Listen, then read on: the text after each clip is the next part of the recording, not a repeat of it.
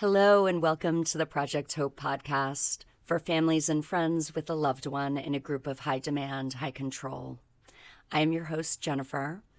A lot has changed since I first started this podcast, so I thought I'd add a little to the initial introductions and provide something that's more up to date. I work with survivors of coercive control one-to-one.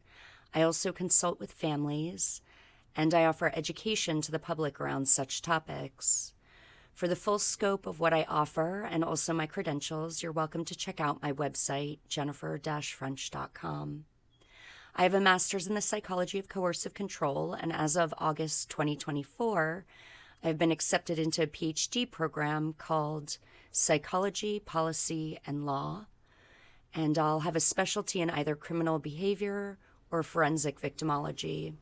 This will support the work that I currently do as an expert witness in cases involving coercive control. The Project Hope podcast has provided such an amazing opportunity for me to meet many wonderful people, survivors, experts, family members, and it's truly a pleasure to meet each one of these individuals you will hear from. This podcast will conclude with season 2 as I enter into my PhD program, but I have many other exciting things on the horizon, so please stay in touch and go to my website for any and all current events. Thanks to all of you who listen to Project Hope and care about this community.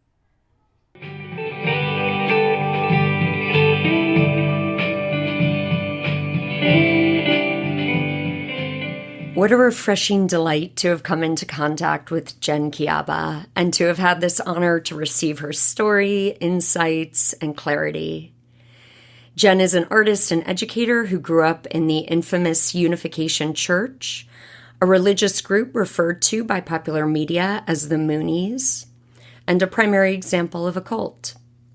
After escaping a forced arranged marriage, she fought her way out in her early 20s and went on to earn her BA in art history at Bard College. As an artist, she uses photography to explore the failure of faith and the resulting loss of identity that occurs.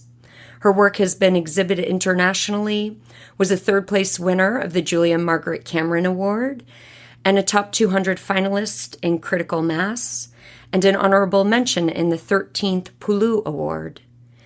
Since 2014, she has worked as an educator and mentor with various nonprofits that seek to empower youth.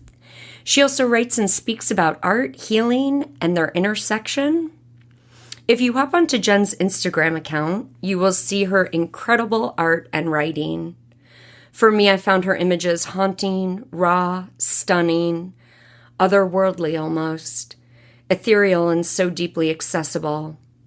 Sometimes with Jen's work, I feel like I'm looking into a mirror, transported into some layer of myself.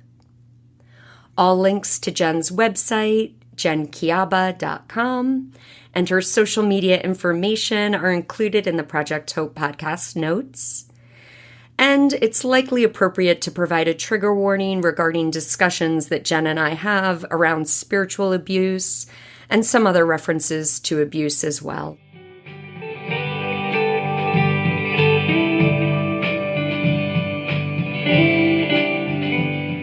Welcome, Jen Kiaba. It is such a pleasure to have you today on the Project Hope podcast. Thank you for joining. Thank you so much for having me. It's an honor to be with you. Thanks. Yeah, so I thought we would just begin by you sharing with us a tiny bit about your kind of family structure. And then if you don't mind just going into a sort of high-level description overview of the Unification Church that you were born and raised in, and AKA the Moonies. Yeah. So like you said, I was born and raised in the Unification Church. Most people, if they know of them at all, they do remember them as the Moonies. I think that that's a term that the media ascribed to them, maybe in the 1970s, because it was the group itself itself was started by Reverend Sung Myung Moon in the 1950s.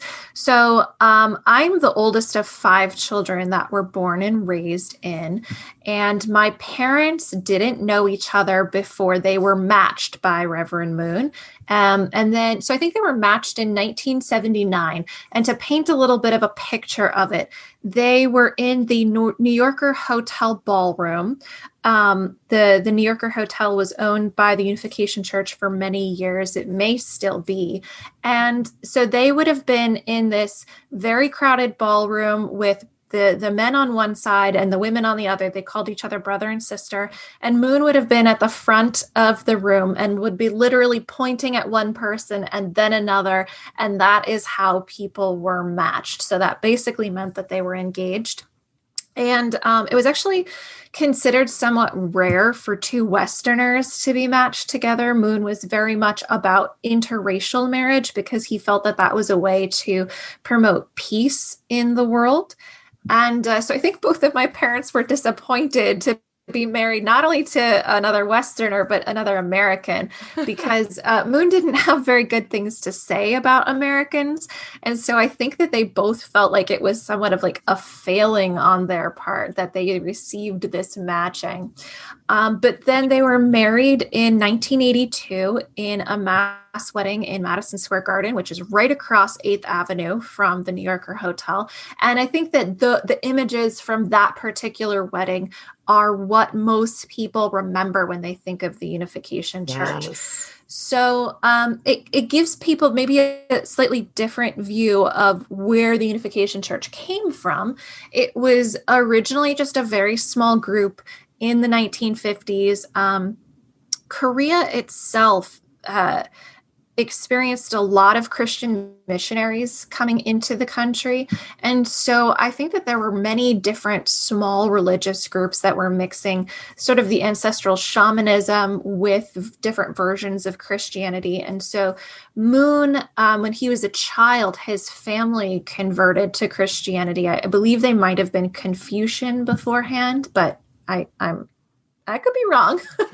And so in his youth, I think that there was sort of that increased interaction with various Christian missionaries. And then, when he was 16, according to the mythology of the church, he was praying on a mountaintop at Easter, and Jesus came to him and said, I wasn't meant to die on the cross, and I need you to take up my mission. My real mission was to get married and have children, to continue the lineage of God.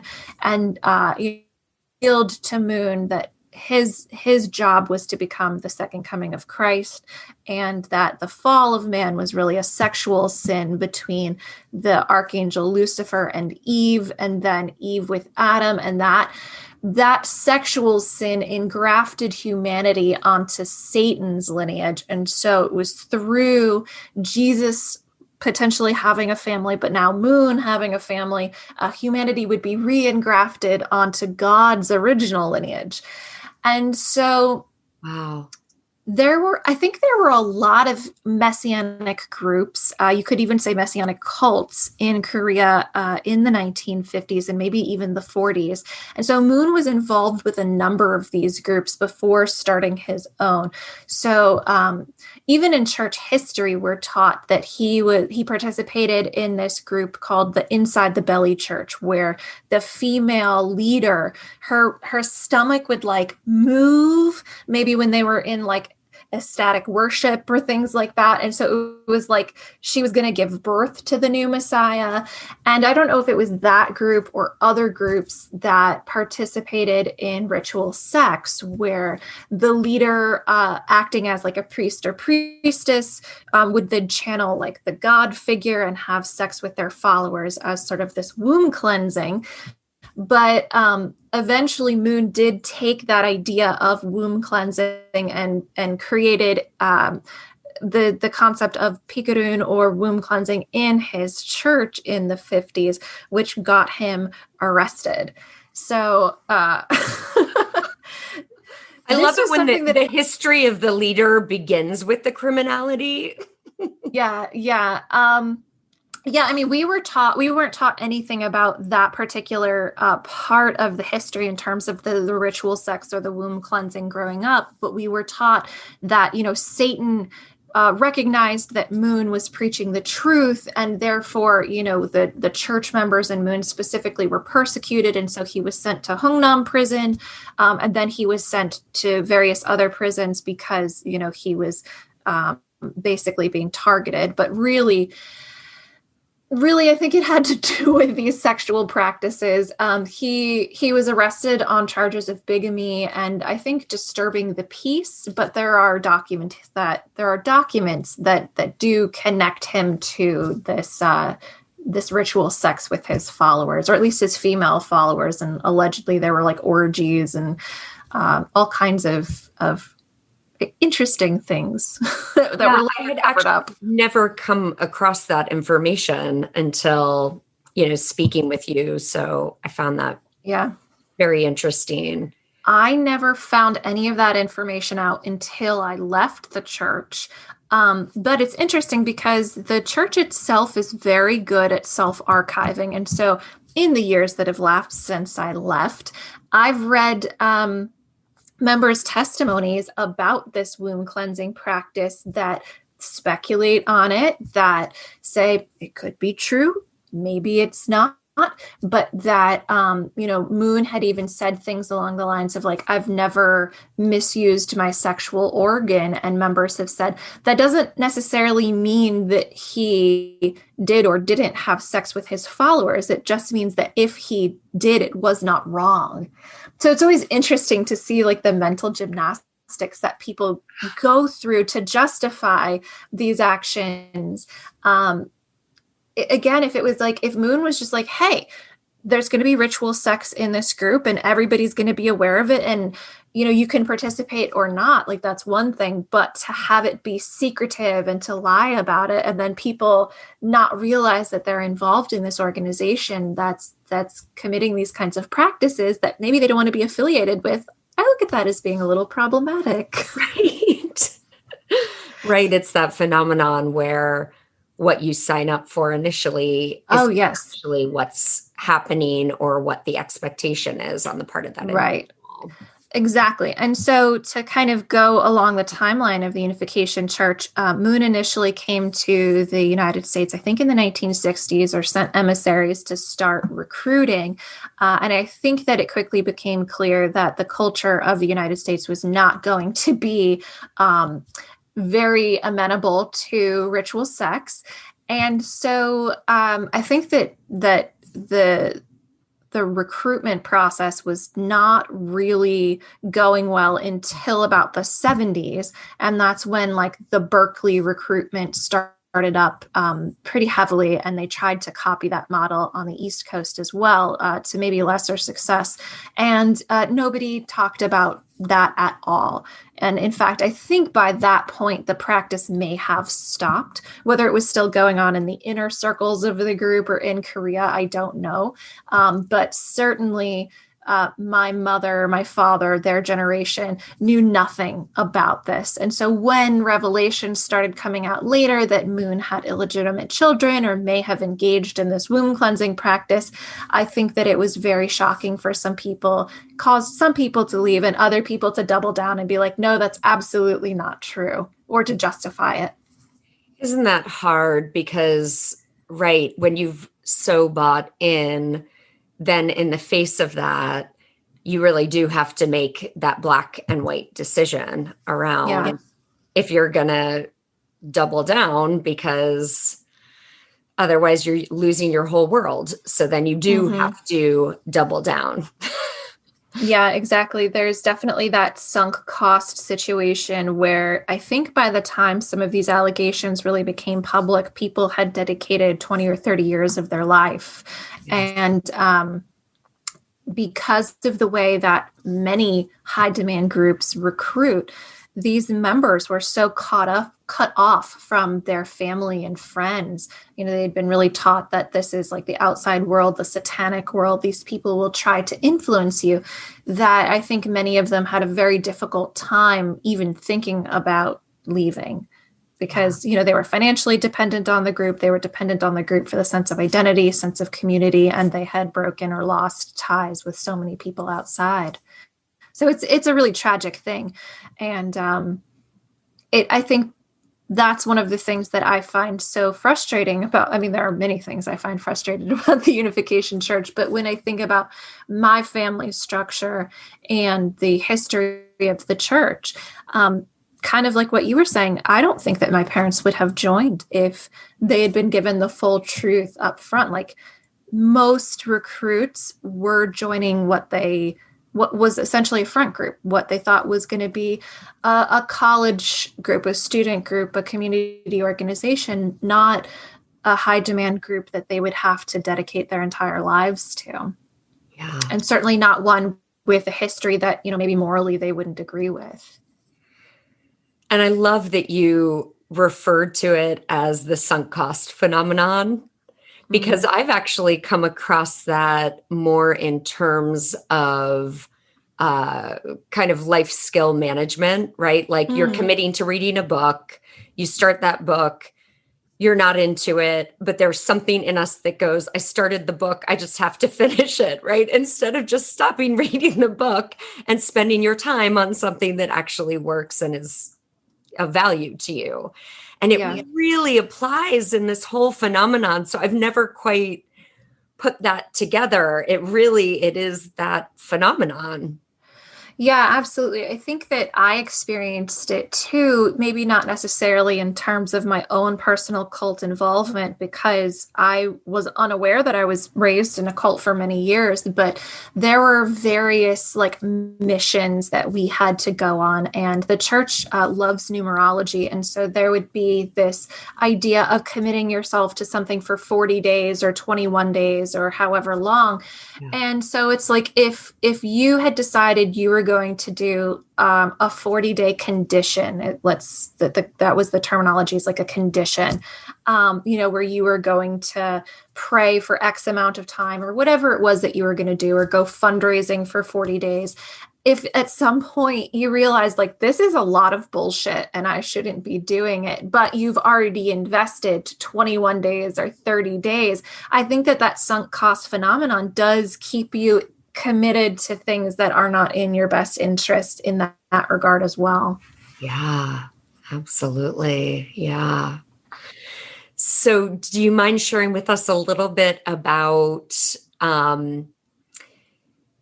maybe even within the context of kind of your journey of the doubt seeping in and the marriage phenomenon for you within that context? Sure.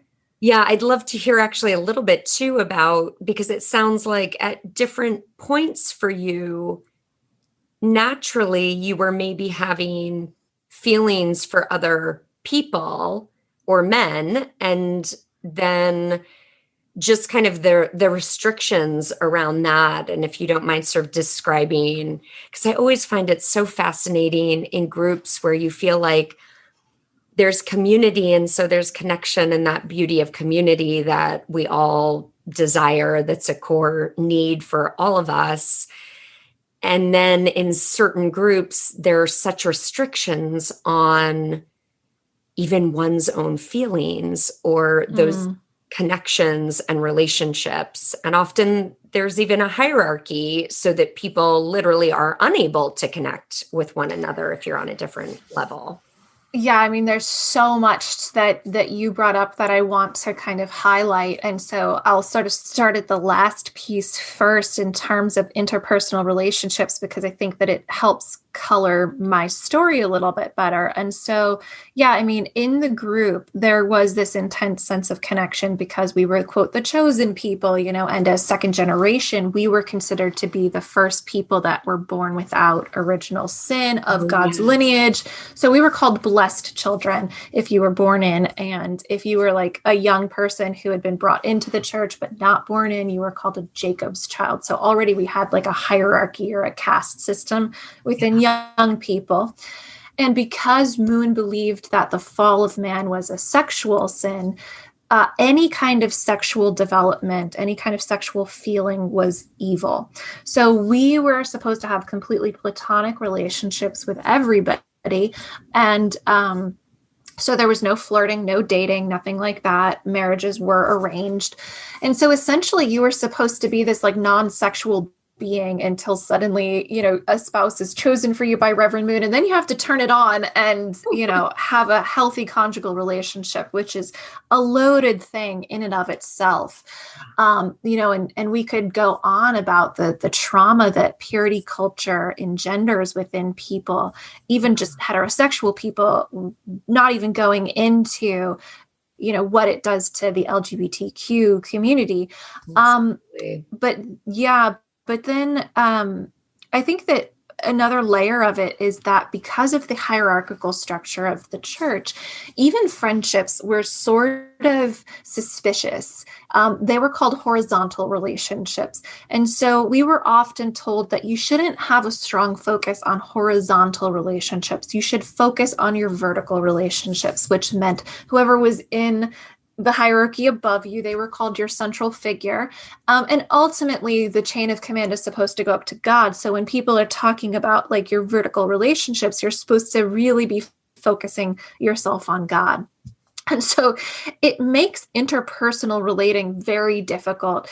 And I think that it means that any kind of normal psychological development is stunted just in terms of relating to other people. And so, sexual development aside, I think I was probably about 8 years old when I first started having initial doubts about the church. And just a little bit of background is that I was not actually living in one of the more densely populated communities of the church. I had spent maybe from about 3 to 5 in the Washington, D.C. area. And then my parents moved to Central Virginia for my dad to complete his dissertation. And my parents were a little unique in that they like many members, left their education to join the church, but then finished their education in the church. And it's not something that I've seen a lot of, although, as a side tangent, the church has definitely created programs, like theology programs and things. So there are people with doctorates in the church now. But anyway, so we moved to an area that was about 2 hours away from the closest church members. And so we only saw church members usually on holy days. So there's about 8 of them on the church calendar. And I think that mostly that was because getting 5 kids loaded into a van and then have a 4-hour round trip to Sunday service was just not going to happen. We were not that well behaved. And so I went to public school for most of my education, and to kind of layer in the relational dynamics, not only were horizontal relationships problematic even within the church, but then horizontal relationships with anyone outside of the church was just not okay. They were called fallen people or outside people. And my mother even would basically say that these were people without a soul. And she would reference a Bible quote that said something along the lines of like, the sons of God began to intermarry with the sons of man. So as to say that there was like a lineage of human beings that God had like blessed with souls. And then there were like humanoids out there. And that basically fallen people were just the humanoids without souls. And so, obviously for a young impressionable mind, that makes things difficult. And I started having panic attacks pretty early. I think like I was having meltdowns in first grade. I did not want to go to school. It was so hard. I was a good student, but I had the worst social anxiety because my mother would say things to me like, you're a blessed child. This has to be your secret identity. You're like Princess Aurora in Sleeping Beauty. But you're more like Briar Rose, who has to go into hiding, and nobody can know who you are. Otherwise, Maleficent as Satan will attack you. And I loved Sleeping Beauty as a kid, but it was for me a horror movie. Like those scenes where Sleeping Beauty is in the trance and things like that, they still give me chills as an adult. But as a kid, I took everything very literally. And so when I was 8, my mother decided to send me from Virginia to New York to a church camp. And as I look at it as an adult, I'm like, these were indoctrination centers. I was actually technically too young to go, but I saw things that as even an 8-year-old little girl, I was like, this feels problematic. So there were adults that I didn't know that were threatening to hit me if I didn't behave or if I wasn't in line. And my parents hit me as a disciplinary measure or out of anger. And so I had normalized that, but I had not normalized strangers hitting me. Yeah. And I would hear these rumors about like, yeah, if your cabin is the messiest, they're going to punish you. And these are the various ways that they punish you. So, one of them was the leaders would put like rocks and gravel on the basketball court and make kids lay down with their arms outstretched and make them roll around. Or they would have kids sitting in like stress positions. So like squatting with their arms outstretched. Or they would have them like kneeling on the blacktop with their arms up in the rain. And so those weren't necessarily things that I personally experienced, but these were things that people that were my age or a little bit older had seen or experienced and told me about, like, this is what will happen to you if you do not behave, if you're late to lecture, because, most of the day was taken up with lecture and things like that. And I just remember thinking, like, this is weird. Like, school scares me, but this scares me more. And especially having a first-generation camp director and her husband watching over these things that I felt were wrong but couldn't articulate it. And even the camp director's husband was one of the people that threatened to hit me because, I wasn't washing dishes fast enough. I was like, these people seem crazy, because I had the example of like my public school teachers as the way that seemingly sane adults, healthy adults behaved and interacted with children. Like when I cried in first grade, I had my teacher pull me on her lap and comfort me. Nobody comforted me at camp when I was homesick or cried. I'd never had a teacher threaten to hit me. And I had in second grade a teacher that like really encouraged me to read and study and excel academically. And so I think those were probably some of the earliest seeds that were planted in me in terms of doubt. And they just continued to grow as I saw more of that behavior, as my family moved into more densely populated church communities. And as I saw adults put me and my siblings into positions that I was like, this doesn't seem right, and I can't explain it. So, for example, when I was 12, we moved to Arizona, and the leader in Arizona had the charge of the youth group, and he would have us like canvass the neighborhood because he had been elected to state assembly. So he had 10 and 12-year-olds going around the neighborhoods in the heat, petitioning for his reelection, asking to hand out signs. And this was in the summer in the 110-degree heat, where he would have us like fundraising for our activities, and we'd be sent out in public parks to gather money and not be supervised. And I just remember, and my favorite one was when he had us scrub his kitchen floor with toothbrushes. And that was supposed to like contribute to our spiritual education somehow. And I was like, even at 12, I was like, okay, either something's wrong with me and I'm not getting the spiritual nourishment, the vitality elements, that was what we called it. I'm not getting the vitality elements from this exercise that I'm supposed to, or something's wrong here. And of course, when I'd voice my opinion, there would be verbal abuse and there would be people that would gang up on me. And so I began to internalize it as, okay, something's definitely wrong with me. Right. But things like that kept coming up over the years that, eventually it got so loud that I did have to leave the group. You asked about the marriage. I mean, I think that for me, I was 20 And I was just coming out of, again, like 3 months of intense indoctrination. And I've since learned that indoctrination can happen in a 3-day period. So if you imagine 3 months of every day, sleep deprived, food deprived, just lecture, I still knew as I was in this environment about to, get matched and married to a stranger, that this wasn't something that I wanted, but I didn't have the ability to escape. Yeah. And we can go more into that story there, but I guess the point is that in an environment, in a high control environment, I think one of the most tragic things for anybody, but certainly somebody who grows up in that environment, is that you are taught not to trust yourself. When I think of these doubts, I look back and I'm like, that is a little girl with a really strong sense of self, a healthy ego, who can see through a lot of bullshit.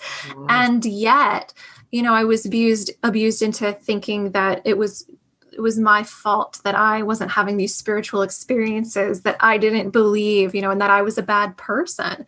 And so that's something that I think a lot of people who left, that's a weight that we carry, and that's a shame that we carry, that we have to heal from. And that's the thing that makes me angry about those structures, is that they are so damaging to people. And again, especially young people whose brains are forming in that environment. That is just atrocious. Absolutely. And it's like, that critical development of really coming into one's own sense of like locus of control. And so it's like, with you as an example, you're doing that, and your inner wisdom is doing that. And yet all around, not just from adults, but as you call it, like that horizontal system, even friends and younger people are all bought in. Yeah. So you just have no other touch point, which is, I think, part of the reason why I thought it was so interesting that you had some exposure to a different kind of school, and like a school that wasn't holding those teachings. And you've already spoken to some of those benefits. I mean, just having a caring teacher that's going to let you crawl up onto their lap and be comforted, But then I also wondered, it's so, I feel like the human spirit also is so strong that when kids sometimes are raised in groups like this and they're in public schools, there really is something that just happens, right? Because their heart's open to these other kids and their relationships, because that's human nature and that's how we were built. And so sometimes that's really this touch point of a saving grace. Yeah, I think that when I was 14, my family moved a lot. And so I didn't get to have long-term relationships with people. I think I went to 12 different schools by the time I graduated as a junior. And I dropped out of school multiple times because I couldn't function. So I think I dropped out 3 times, and my education was a total mess. But when I was 14, I decided to enroll in the local high school after having dropped out and homeschooling for part of 8th grade, which was a complete sham. Because Arizona doesn't have, as far as I understand legally, doesn't have any kind of academic requirements for homeschooling. And there's nothing that you have to do to prove to the state that you're actually getting an education. So I got nothing. Yeah. And anyway, so it was a friend that in my first semester of 8th grade, she had stayed in touch with me during the time that I was homeschooling, in air quotes. And she was the one that actually expressed concern for me and for my education, and sort of like poked and prodded me to be like, so are you learning this? Are you learning that? And it scared me enough to be like, maybe I need to go back to school. And so when I was 13 13 and 14, I was a freshman. And around that time, my mom took up this role as state leader in Arizona, which I think was rare for women to have leadership positions in general, but nobody really wanted it. So she got it. And it meant she wasn't in the house anymore. And it meant that I had, with both of my parents essentially working, I had a lot more freedom. And it was the friends that I developed that year that really began to sow some seeds of rebellion for me. And again, it would still take 6 years for me to leave, but having those relationships, I'm still in touch with some of those women. I love them. I adore them. And none of them knew about my background, but I experienced more healthy love from those people, more unconditional acceptance from those people than I did in the group. And I think that those early relationships really did help me to, again, wonder what's happening here. How is it that this church that is supposedly all about love and peace and yet, like, I'm not experiencing that. So how can this be true? And so I actually had a boyfriend that year. And it was the first time that I really thought about, like, well, maybe I need to marry him and leave the church, which was completely unrealistic. But that's how sort of the binary thinking that, a 14-year-old trying to escape was going through. And I will say that, even when I was on the verge of leaving and then transitioning out, it was those outside relationships that were so healing for me. And that's not just to say that, outside society is perfect. Obviously, people are drawn to these cultic environments because of societal ills. They are idealists. They want to have something better and beautiful and utopian. But yeah, it was definitely, I think that as difficult as the public school education that I received and as mangled as it was hopping from district to district, I think the counterpoint that it provided was incredibly important for my development.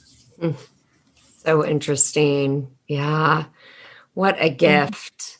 And interesting also that those relationships came up as you were leaving to be a real support system. I mean, it actually honestly made me think in terms of just living and being in the world and kind of honoring that kids so need to be loved. I think about parents and how they have to navigate all the kids' friends' relationships. And I'm imagining, in the group that I was a part of, the leaders looked like weirdos.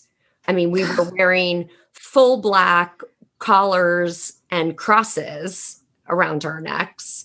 And so you can imagine some of these parents that looked that way, having children, bringing them to school, bringing them to play dates, and so on and so forth. You can imagine what the parents might think, or maybe they're a different religion and they want to reject that child. And so it's interesting. I'm just sort of thinking about what a gift other families and parents can be if you're looking or suspecting that the child's in a family that's deep in some high control environment. Just allowing that child to have the relationship with the friend could be one of the saving graces. Absolutely. Yeah. I mean, I think that that's probably not an uncommon story for anybody that comes even from an abusive family. They learn love and acceptance from people outside of that high control environment. Because as we were talking about before, even a family can be a cultic environment, and if somebody's identity doesn't fit into whatever that family has idealized the identity to be, then yeah, it totally makes sense that finding acceptance and love outside of the family unit can be healing and or life-saving for many people. Yeah. Yeah. Thank you for expanding that too. Of course. Yeah. So please tell us about the arranged marriage and kind of if you don't mind giving some of those details. And I'm especially curious about once you were married, it's my understanding, I believe, if I remember correctly, it was 2 years in that marriage. Mm-hmm. Yeah. I mean, just to give kind of like the briefest timeline to it, because, I've experienced people who understand that I grew up in a cult and still can't understand why would you say yes to an arranged marriage if you didn't want to be in it. And so part of my desire is to help educate people about the coercive control experience, and that it is a timeline and it is a spectrum. And so I think that helps remove judgment. So for me, I had this boyfriend at 14 years old, and even just the fact that we would like hold hands in the hallway and peck each other on the lips, like that was a big problem. That was a stain on my purity. And Unification Church definitely co-opted purity culture, which talks about like, everything that you give away, every kiss, every time you hold hands, etc. It's like, you are the cup and everybody spits into the cup or something, or it's like you're a torn piece of paper.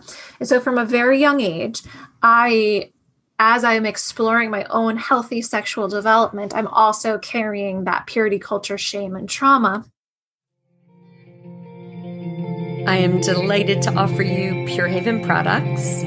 All proceeds received go right back to the Project Hope podcast. I myself have been using these pure, safe, and toxin-free products for over 4 years, and I absolutely love knowing that my home has countertops that my little niece and nephew can eat off of without worrying that they have a handful of chemicals being placed in their mouths.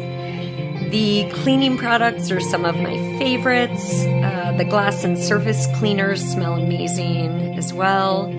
So if this is of interest to you, please go to purehaven.com/Jennifer French. The link is also included below with information about this podcast segment. So my family split apart when I was about 15 because my mother accused my father of having sexually abused all of the children when we were babies.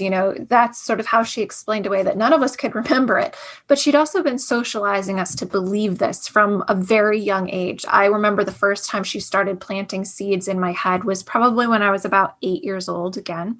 Yeah. So when she revealed this, not only did I think, well, it must be true, even though I don't remember it, but she also said that, this again basically meant that we were impure, right? And that we had been removed from God's lineage. And she said that God could forgive anything, but he couldn't forgive this. So what that did for me was not only was I impure by, having this very innocent relationship with somebody in high school, but now by something that was not of my own agency. I had lost my standing in the church. I had lost my purity. And what that drove me to do is kind of double down and try to be the best person that I could be and keep this secret, because if the secret was exposed, I would be exposed in the church, but it would also have ramifications for my family.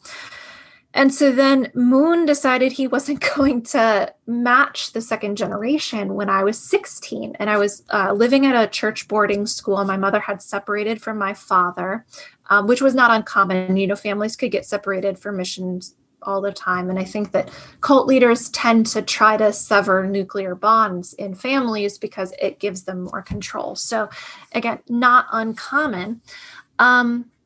So Moon announced that, I think he was in his 80s at the time. He announced that the parents were going to take ownership of matching and blessing the second generation. And for me, I was like, oh shit, this is not a good idea. Because I didn't trust my parents at that time. Not early on in my early childhood, I recognized that other first generation were not trustworthy. But by 15, 16, I recognized that my parents also had problematic behavior. And I didn't have language around it. I was just like, I think my parents are crazy. Yeah. And I also knew too that they didn't know who I was. And this is something that a lot of ex-second generation adults have shared with me, is they feel like their parents don't see them. Their parents kind of just look at them as like these narcissistic extensions of themselves, and they're like putting the cult identity on their children. But in terms of getting to know who they are, it's, it's a complete blank. And so because of all of that, and because of my mother's accusations, which I didn't know if I trusted, I was just like, I cannot let that happen. I didn't know how to not let it happen. But I knew that my parents didn't know me enough and were not trustworthy enough to choose my spouse for me. And I had feelings for another second generation who had come from similar circumstances. And so we were not supposed to influence this at all. But I tried to maneuver it for several years. I tried to influence the outcome of my life in this way. And I think, again, it's super tragic that a 16, 17, 18-year-old is like, I have a crush on this boy. And in order to explore my feelings, I have to marry them. Like that in and of itself is just such a recipe for disaster. But this young man ended up leaving the church around the time that he was 18. And that, after having worked so hard to control the outcome of this, I was just devastated. And so I agreed to let my parents look for a match for me. And by this point, the church had kind of forced them back together. So they worked on it. And I think it was like my father's former boss made this like very casual recommendation about a young man in Maryland. So my mom and I went to go visit him. And I was just appalled because he was so rude to me. He wouldn't make eye contact with me. He was clearly not interested. And my mom had like no problem with it.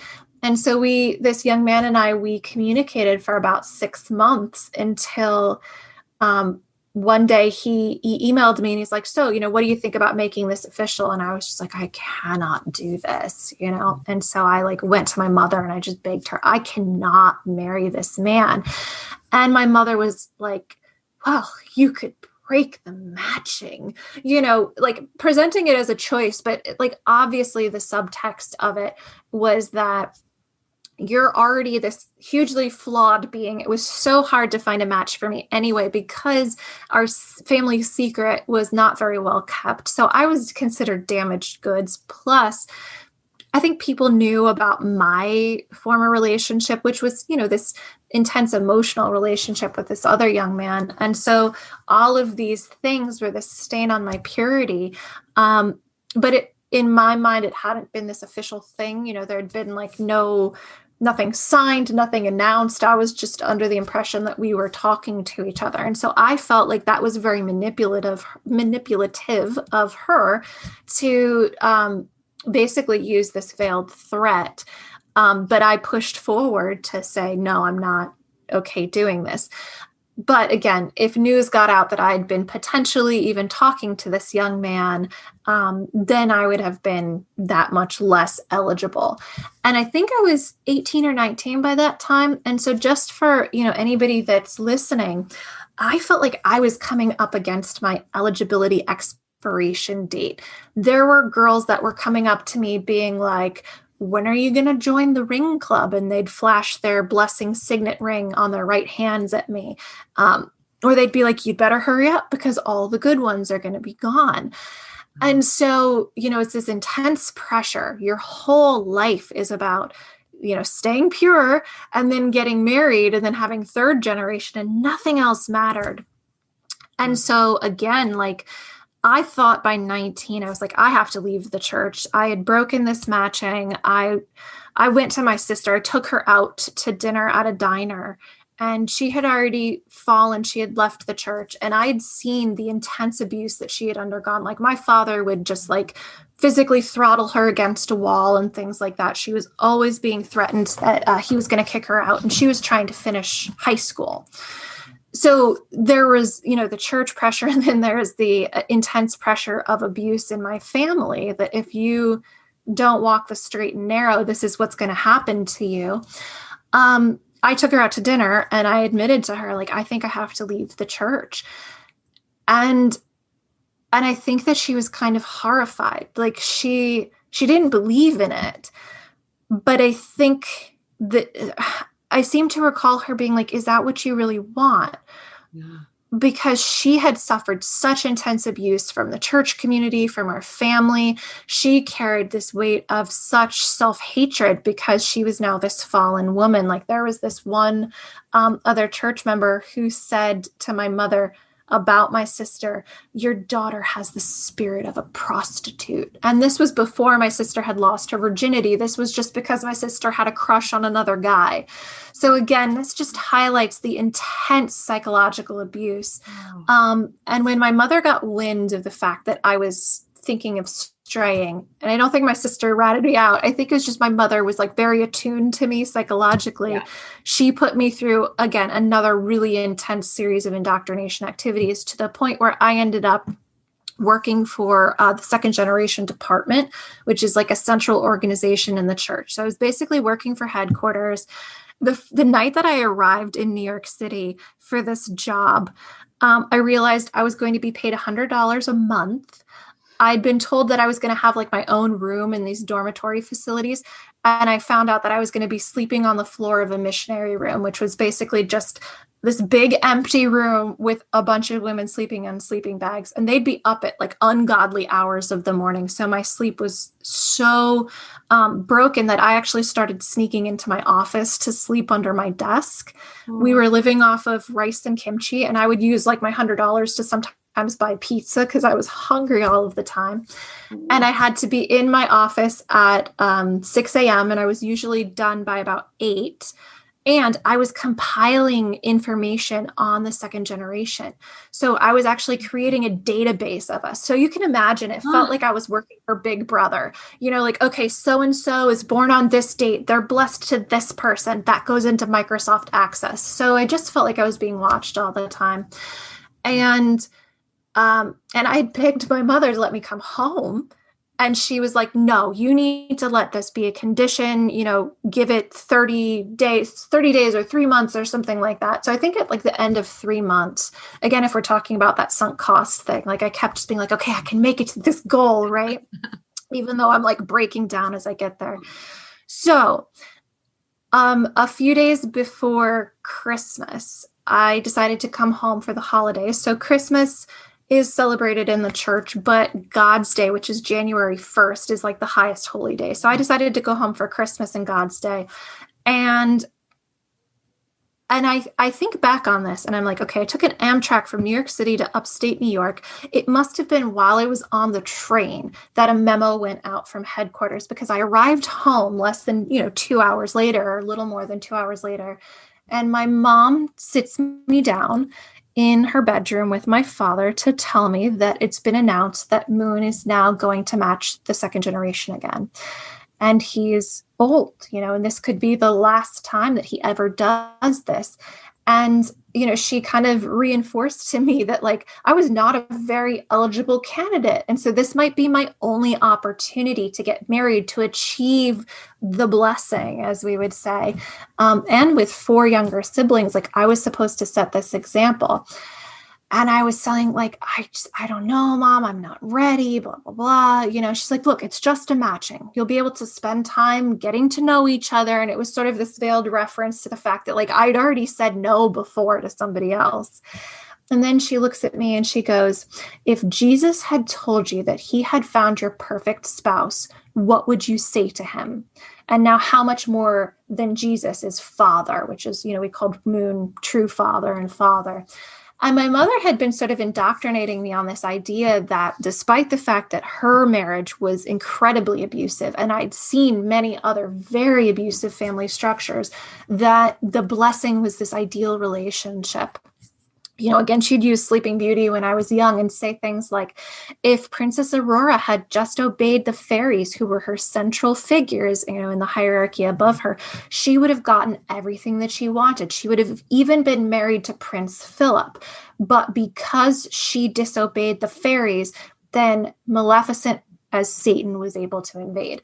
And so I think as an early young adult, I didn't know if I believed that the blessing was necessarily going to be this ideal relationship. But, she was able to prime all of that indoctrination for me. And again, being hungry, sleep deprived, etc., I finally was like, okay, I wasn't at a point where I was able to be like, you know what, actually, I'm going to leave my entire community, my whole, financial structure, my family, everything, because I just had no safety net. So I agreed, thinking like, all right, I'll be able to get out of this like I did before if it doesn't work out. And I arrived at the event, which was on this 18-acre compound that Moon owns in the Terrytown area. So you have to go through like an iron gate with security and everything like that. And, this is 2004. So I didn't have a cell phone, couldn't afford it. And when I got there, I realized that we were going to be married by the end of 3 days. Like, girls had showed up with their wedding dresses and I lost it. I was just freaking out, crying, borrowing people's cell phones, trying to get out. And I even went all the way up to the top leader at the event and was told, you're here, you cannot leave, you have to stay. So at the end of 3 days, I found myself married to a stranger from Norway who didn't speak very good English and who was younger than me. I think he was still in high school. And luckily for me, there was this, so I thought, he was going to go back to Norway and it's going to all be fine, right? He comes to me like after the ceremony and tells me that he's changed his ticket and that he's going to be staying with me for a few days before he goes back to Norway. And I was like, oh my God, I'm going to be hosting this stranger that now represents like the incarnation of all of my trauma. Wow. What? And so I was relieved when it was announced that we were going to have to go through like this mandatory blessing workshop. And so we would be in different like wings of this seminary in different dorms, because I didn't know at that time whether or not he was going to press me for sex. And then at the end of this workshop, it was announced that everybody had to do a 40-day separation period. And so separation periods were something that Moon would determine for every sort of set of couples. Sometimes it could be 3 years before a family or before two people could start family was the euphemism that we used for sex. And so we were not allowed to start family until our 40-day separation period was over. And by then he had already gone back to Norway.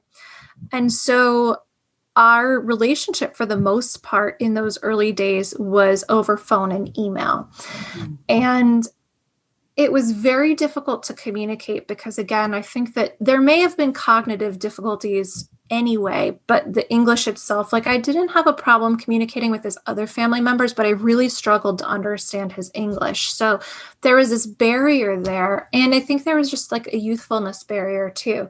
I think that he was a good person.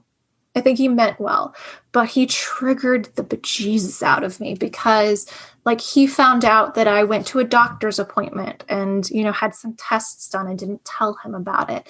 And he would get very angry with me and be like, well, I'm your husband. You need to tell me these things. You need to trust me. And he would reinforce this idea in the church that the man is subject and the woman is object. So that was like built into the theology of basically like the woman is supposed to be submissive to the husband. And, and I just remember being like, this is really hard because I don't know this person. I'm struggling to get to know this person. And there's no basis for trust here. Yeah. And so how do you build a relationship in this sort of forced environment? And things came to a very traumatic head for me when, after, again, a lot of coercion, I visited him in Norway. And his mother had set up these beds for us. Luckily, there were 2 different beds, but in the basement of the family house. And I guess he was reporting to her that we were not having sex. He would undress in front of me and everything, and I would be like cowering in a corner, being like, oh my God. But I remember like I was there for a week and he came up to me one day and he's like, my mother wants to know why you're not affectionate with me. And I was like, excuse me, and he's like, well, like, couldn't you even just hold my hand? And I was like, I don't know you. I don't even trust you. Like what? Yeah. And I remembered, when I was 14, I had gone to this workshop, and there was a panel of older second generation who would answer questions about the blessing. And there was this one young woman who did talk about the fact that it took her and her husband a long time to start having sex because she didn't trust him. And at 14, I didn't understand what that meant. And I was just like, okay, that's weird. But then as a 20-year-old with this stranger undressing in front of me, I was like, oh my God. And it's like blinking, in my head. I didn't have sex with him, but even after I came home, I was shaking for days. I was having nightmares about being raped, and I couldn't understand why. And it took me a long time to understand that purity culture in general, psychologists are starting to understand that the trauma that it causes does manifest as sexual trauma. Yeah. And so I didn't realize that I was undergoing intense psychological trauma, but also sexualized trauma as well. And so, he continued to sort of like press for closeness, press for counseling, things like that, press for visits.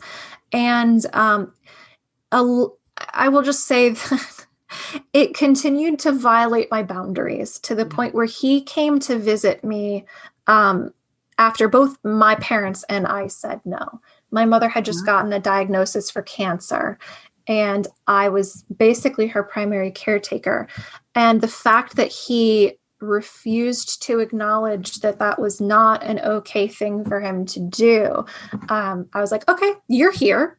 We're going to go talk to leaders, and we are going to get a church divorce. We were not legally married as far as, the state of New York or Norway was concerned. But I realized that I had tried to break off the relationship many, many times prior to this.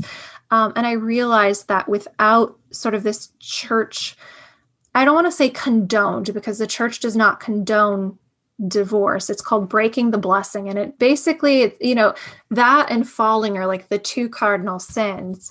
But I did have a sympathetic leader who heard my history, understood to some degree what I was going through, and said, okay, I will give you this paperwork. I will support your decision. And so we were able to sit down with this leader and sign it. So at that point, I think in the 2 years leading up to that decision, I think I got my final dose of what I needed to realize that like the church community in and of itself was not what it professed to be, because I would pretty much tell anybody that listened, like, I am struggling in this marriage, in this blessing. And what I found more often than not was judgment or people turning their backs on me. And I lost friendships, even in the 2 years that, like, even when I was trying to make it work. And so that breaking point, breaking the blessing, was definitely like the final breaking for me of like, there's no support structure. This cannot be true. Yeah. And it still took me a long time to sort of embody that, and realize like, okay, this was definitely a lie the whole time. But yeah, I mean, I think that my logical mind was like, okay, if ideal families are the most important thing in the church, and I had seen families struggle, and I had seen the church turn its back on my own family when we were struggling, and then put my family back together, like force us back together without appropriate counseling or appropriate support. And then what I saw it do to me when I was struggling, I was like, oh, this isn't about ideal families. This isn't about love. Yeah. It's about control. And I couldn't be a part of it anymore. So that was it. Yeah. I always feel like, I shouldn't say always. I often feel as though it's the uncovering or a finality around a lie that's what we're able to hold on to that kind of allows us to exit. And of course, people exit in all sorts of ways, but that's like a different version of the lie. Right.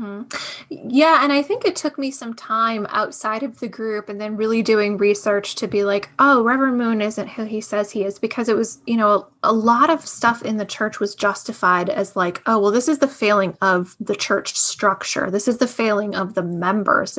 Nothing was ever Moon's fault. And so, I think I came away, even though I didn't believe it in anymore, I still carried this baggage of I've failed, because that was, what had been projected on me for so long. And I remember being out of the church maybe 2 years.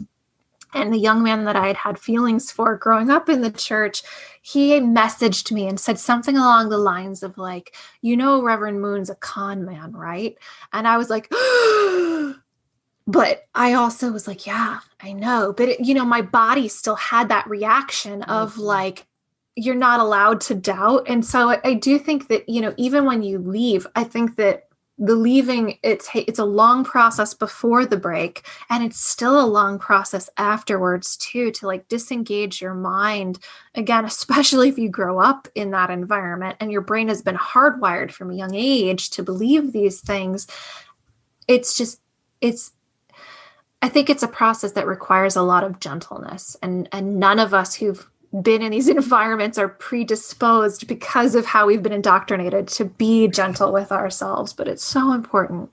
Oh, so important. I mean, I believe it's one of the keys to healing is that self-compassion. I mean, how else can we get there? It's like love is the answer, and it's the answer for the health of and well-being of people.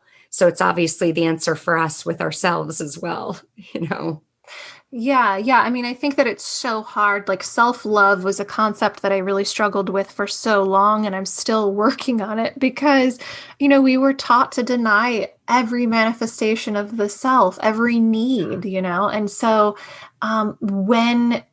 when you spend enough time in that environment, then self-love becomes equated with selfishness and evil. Yes. So it is such a relearning to realize that self-compassion is such an important part of healing, and it's so against everything that we were trained for.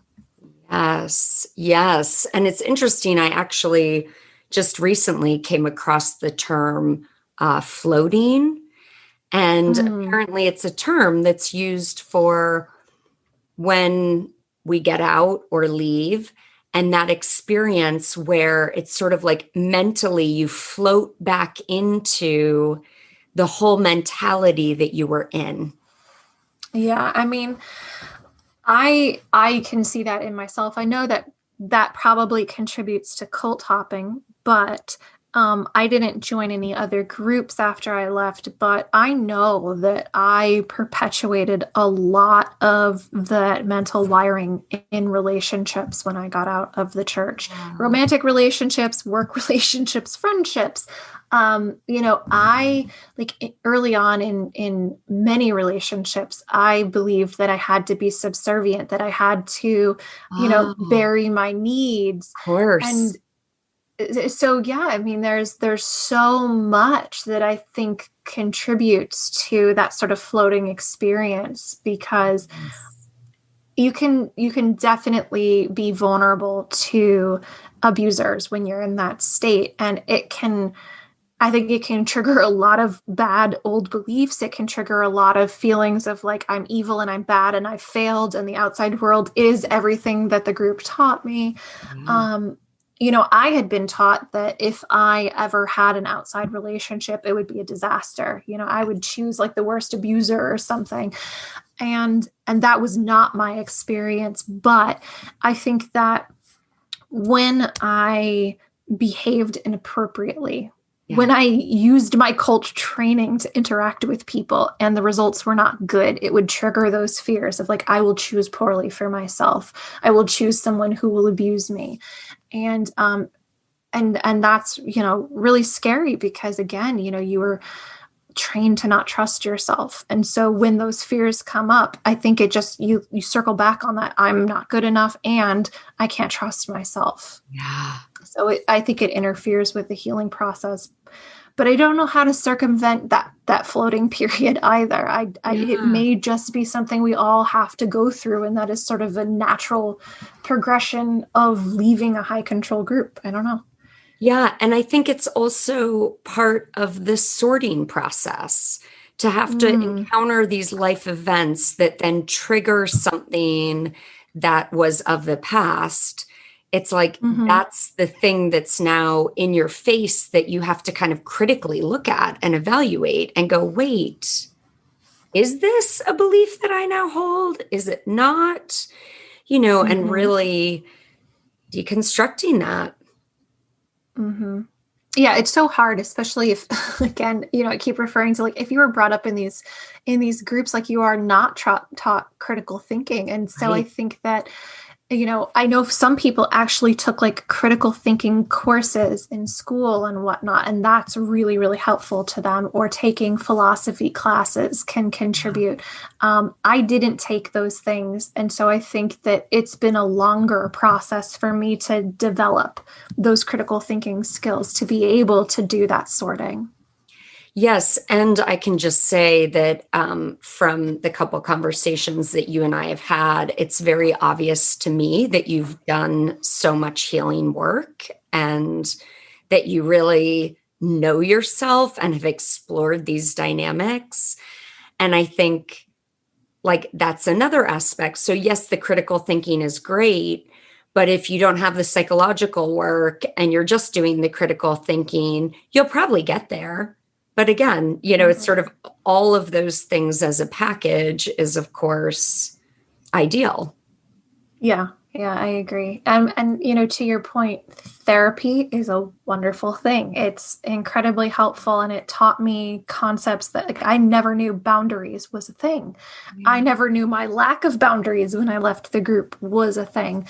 And so the education that being in therapy gave me was incredible, and the healing tools that it gave me were also very important. But just realizing that there was a whole language, there was a whole, again, set of tools that I could use to protect myself, to assert myself, and to understand my experience. That was so empowering. Yeah, amazing. And Jen, so obviously we've done your introduction, but your artwork is just so beautiful, so stunning, and just poignant. And I think for me, there's something about the simplicity in the form and the images that it's like, it's graspable for me in this way that feels really impactful. And so anyway, I'm just inviting everybody, of course, to check out your accounts. And of course, all of that will be in the podcast notes. So I follow you on Instagram, and the images are just amazing. And in addition to that, you're an incredible writer. Thank you. But yes, I wondered if you could just say a little bit about your kind of the transition into art and it relating to this kind of healing journey. Yeah, I mean, I started using the camera maybe at 14. My grandfather had given it to me as a gift before I went on an indoctrination tour that, he didn't know about because I wasn't close to him. But I was always interested in capturing experience through photography. And so when I started going to community college after I left the group, I started taking black and white photography courses. And I actually met a mentor who educated me as well. And I started getting kind of hooked into the communities that were starting to develop online. And there was one group on this platform called Flickr. And it was a group of women that mostly did self-portraits. And I had such a lack of concept of self that I was fascinated by the idea of documenting self. And so I started taking self-portraits very early on. And I had a lot of shame around them too, because, I looked at myself and I was like, I have a job, I have an apartment, I have a really cute kitten, I'm dating this really nice guy, but my portraits all come out looking really sad and depressed. And, I think that the cult voice in my head was like, what right do you have to be depressed and sad? You should be creating happy stuff, because of course you weren't allowed to express negative emotions in the group anyway. And you were always supposed to focus on the positive. But I still continued to document myself in various ways. And I didn't have the language to describe what had happened to me. Yeah. But I started to explore it until, and I not with any kind of deftness, but after Moon died in 2012, it felt like the floodgates in me really opened up, and I really needed to start saying, this is what happened to me. And I think that I carried a lot of fear and shame because I had experienced judgment from people who didn't understand what it meant to grow up in a cult. They just thought, I was a crazy person or something when I'd say very vaguely that, XYZ is my background. So I had a lot of fear for a very, very long time as I started creating, but I think that the simplicity was in part because I ended up studying art history at Bard College. Yeah. And so I had this education in language with iconography and symbolism. Yeah. And I wanted to just say one thing at a time because I was struggling to grasp, again, the language, the concept of what happened to me. And so the first image that I created in this Burdens of a White Dress series that I show now is a woman who's actually hanging upside down. She's wrapped in red and white rope. And so she's tied at her hands and she's blindfolded. And she's, wearing a lace white dress. And to me, it was like, that was the encapsulation of how I felt at that matching and blessing ceremony of just not being able to have any agency and being trapped in a situation. And the blindfold, is a multifaceted symbol in terms of, what we can see and what we can understand and our critical thinking skills and stuff. But I originally took that particular shot without a blindfold. And it scared me I was looking straight at the camera when I took the picture, and it felt too intense and too intimate. I'm even getting goosebumps just talking about it. It scared me. Yeah. And now I kind of wish that I could go back and redo the image without the blindfold, but I put it in Photoshop because for me, it just removed that layer of intensity. And it also allowed me to really take in the rest of the image. When there's eye contact in an image, then the viewer's eyes are stuck there. That's just I think a human response. And I wanted people to look at the rope and the flutter of the skirt and then realize oh my God, wait a minute. She's actually hanging upside down and the orientation of this image is wrong. And so there were artistic choices around the blindfold that weren't just about fear. But once I created that first image, I just had to keep creating. And I felt to some degree, I was saying the same thing over and over again. There's one image where I've taken this red dress and I've turned it into a white dress, but it looks like there's red blood spatters and red bandages wrapped around the face. And it's, I think, maybe the first image that I used a single eye as contact with the camera. And I started sort of exploring this idea of what does eye contact mean? Is there this implicit criticism of the viewer? You are witnessing my pain and you're not doing anything about it, because what's so interesting to me, and if I look at my story or the story of others, there were so many people who were peripheral, but connected enough to know that the kids in the church were being abused. And there were so many opportunities that family members or authorities or teachers could have stepped in and didn't. And so, I really wanted to implicate the viewer in some of these photos to be hey guys, this is happening. This is happening as a society right under our noses. And if we don't educate ourselves about it, then are we complicit? And I don't know that I was necessarily like fully aware of doing that at the time, but I did want to confront the viewer with, this is what happened to me. Are you willing to like be here and be present for my story? But then, I started to develop the language around it a little bit more and to start exploring it more. And so overall, I don't want the body of work to be an accusation necessarily, but, anytime we are viewing something, we are participating.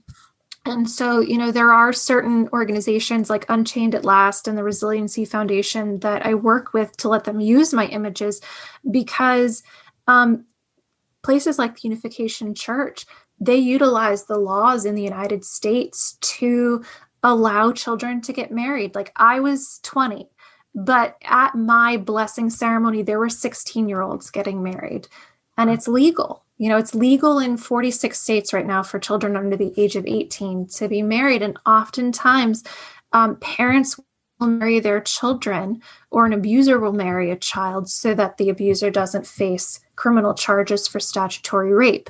Right. Again, the Unification Church is exploiting it on a much larger level.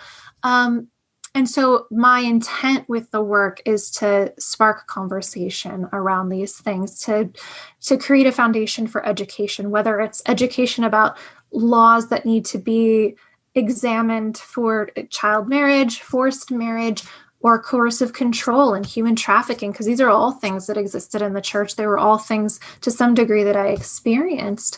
And I just don't think that enough survivors have access to the language. But when they see the images, they feel seen. And then they can start to say, that happened to me.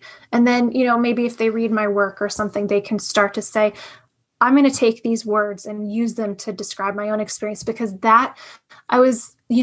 I did that when I heard other people's stories. I was like, she said these words and I felt that. And now I can use those words to describe my experience. Like, I didn't say forced arranged marriage for the longest time because I didn't know what that was. And once I started hearing like Freddie Reese of Unchained at Last talk about it, I was like, oh my God, that was my experience. I can take her words or incorporate them into my story, and I understand myself better. And now I can advocate for other people too. So yeah, the art has sort of taken on a much bigger mission than just explaining this specific incident about what happened to me. But I think that the intent has grown in many ways. That is so amazing and beautiful. And I think what's also striking me about it, as you just spoke and shared with us, how interesting it is to have a visual documentation that comes from a place where there are no words yet. And to have that as a captured moment in time, because it's interesting to me actually now where you said, oh, in some ways, I wish I could redo it where the blindfold wouldn't be there. But in some ways, how beautiful and cool that it's there, because that's exactly where you were at that time. Yeah, absolutely. I try to not go back and edit the work, because I do think that, whether there's like processing flaws or I didn't have the skill to do something, it's like I honor the person that I was at the time of making it. And so it's like, maybe I'm a little precious about it, but that is the document that I want to leave behind, and not go back and fix it and clean it up and make it better. Yeah. Right. And then even the transition in the body of work that we learn something about you where the blindfold is there, and then there's the single eye, and now there's two eyes. It's really just an amazing story, not in words. Yeah, I think I've tried to craft a narrative, and the body of work is a little big now. And so it's hard to say that this is a perfect timeline necessarily, but I think that there are images that exist across the timeline that you could tell a story with, and you can rearrange them. And so, what I say in my statement is these images represent these moments of realization or moments of indoctrination, again, because it is it's such an oscillating experience for people when Yes. they get out. It's not like there's that moment of clarity and you're done. Right. It's not Have linear. a moment of clarity. No, it's not. Absolutely. And I think you just said it so perfectly. Healing isn't linear and getting out isn't linear. And so there is a narrative, but it's not linear in those images because that's not how we experience it in real life. Right. And again, like even just that feels like such a beautiful example, right? Because so many of us who have experienced the high control, it's like being left with those remnants of like everything has to be perfect and it has to be pretty and it has to be this and that. And it's like, for me, one of my biggest things now is kind of like, I want to fully embrace being in the uncomfortableness of things, being in these gray areas that are uncomfortable. And how do we become brave in that? It's no longer for me about, being perfect, knowing stuff, being able to teach, impart the truth, those things that we're all sort of in those environments. It's like, how do I just be with the sloppy now and see the beauty in it and just appreciate that it's real, truth And over it's all so other things. Hard. Yeah. And that is so hard. Like one of the things that I've been saying to myself, like as I journal, is I'm trying to sit with the discomfort. And I think that many of us were taught to run away from bad feelings because they were evil, right? They were of Satan or whatever. They were proof that we were failures. And so we demonize bad feelings. We're not used to processing them. And just sitting with them and observing them is so hard. Yeah. But it is so important and it can be beautiful. And that's such a strange thing to say, that like my sadness, my anger, my frustration, they're just human things. They can just be allowed. I think that's the beautiful thing, is just allowing the feelings, but it's a process. It is a process. Well, Jen, thank you so much for sharing your process with us. This has been such a pleasure, and I really, really appreciate this time with you and all that you've shared. Thank you so much for having me. It's lovely to talk to you. I feel like we could talk forever, and I hope that we get to talk again. Me too. Next round to come at some point. Right. Yes. Thank you.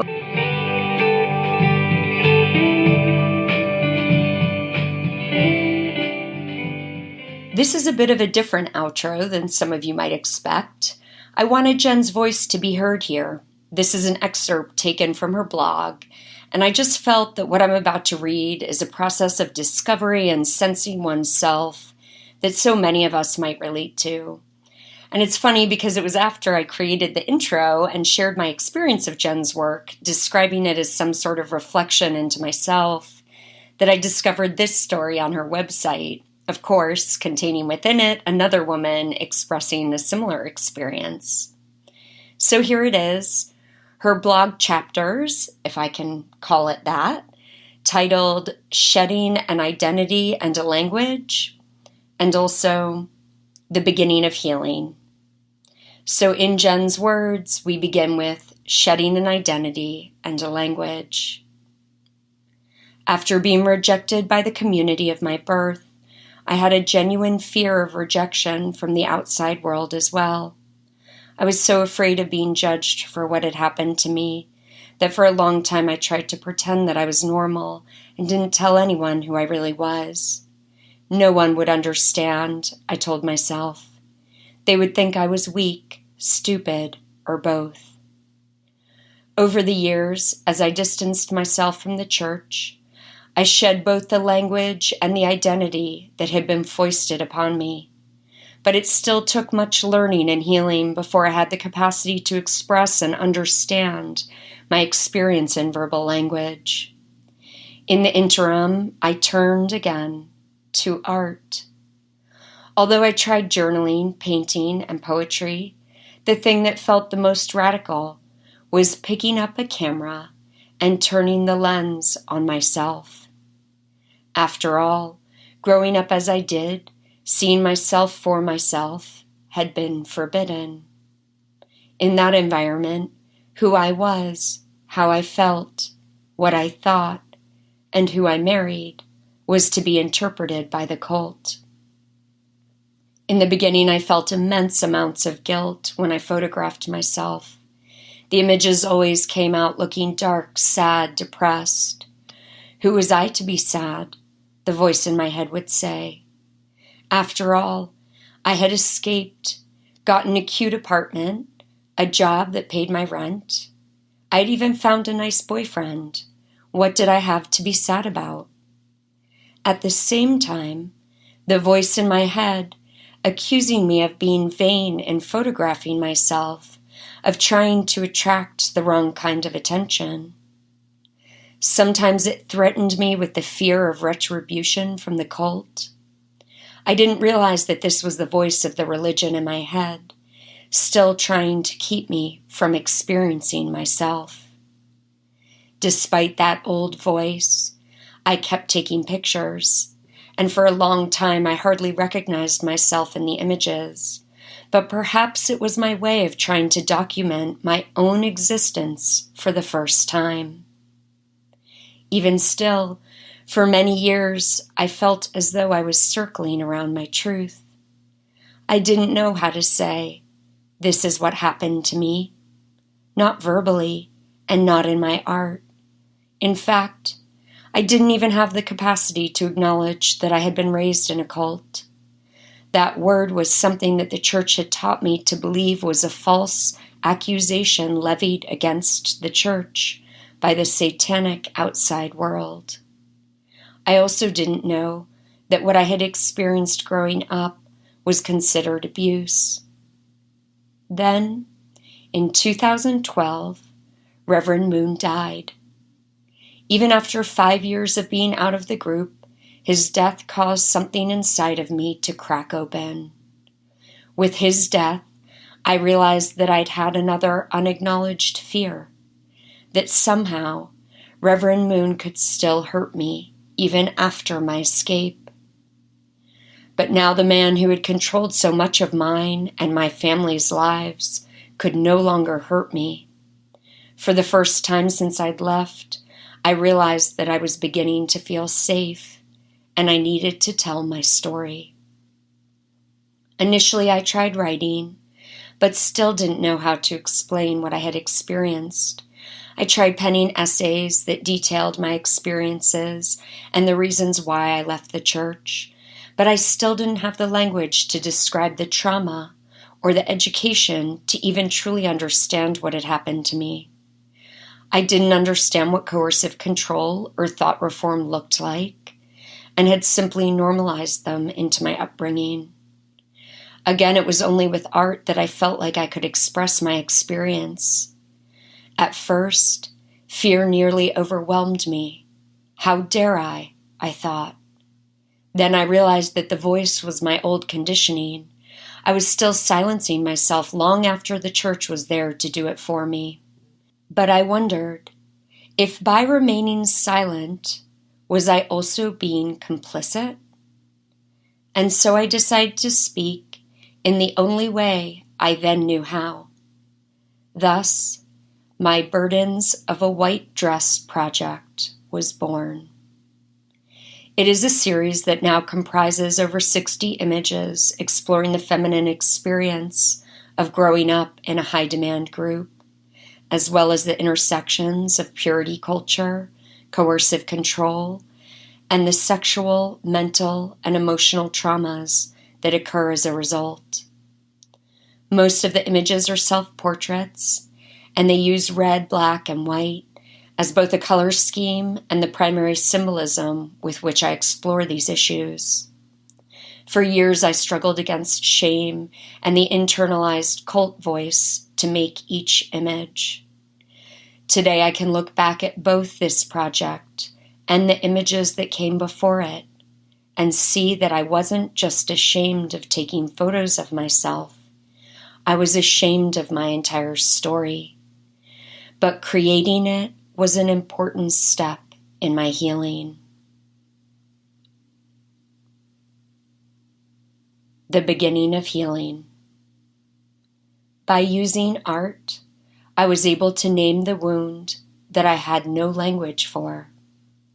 Eventually, I delved into the education that would give me the framework and language to understand my experience on an intellectual level. But I believe that many of us understand our experiences on a sensory level that supersedes language.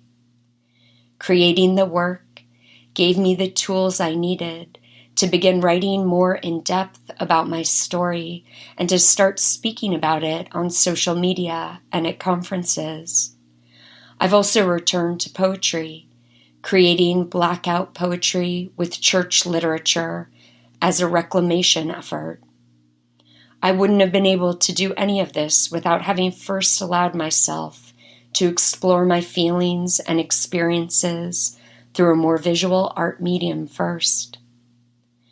But perhaps the most healing was the connection that I was able to create through sharing my work.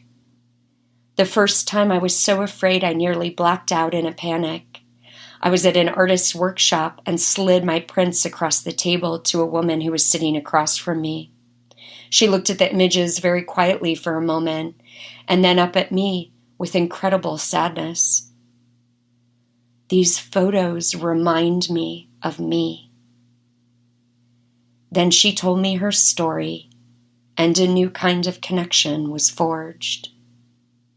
Almost without fail, when I share my work and my story, others share their stories in return. A dialogue opens up.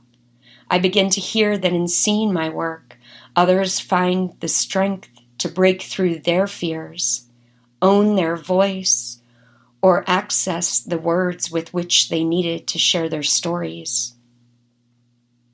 Every single one of us here has suffered something that has become a defining part of our stories. And every one of us has also probably been afraid to be vulnerable and share those parts of us. But when we find safe spaces to create the art that expresses our stories and our truths, we can find healing and give permission to explore their own healing as well. And that was written by Jen Kiaba. Thank you so much, Jen, for your beautiful words, for the way in which you share, both creatively, verbally, and thank you, listeners, for being with us in this episode of the Project Hope podcast. I truly hope that it brings some gift to your life in this day.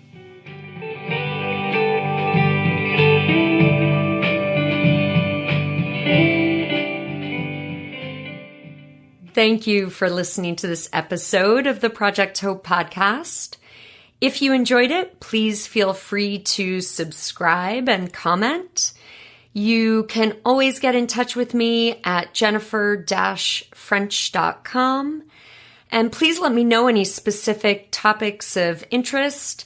And of course, I'm always interested in your stories, whether you've left an organization of high demand, high control, or if you're an individual struggling with the knowing that someone you love is in such a situation. I am here for you. Think critically, take heart, and be free.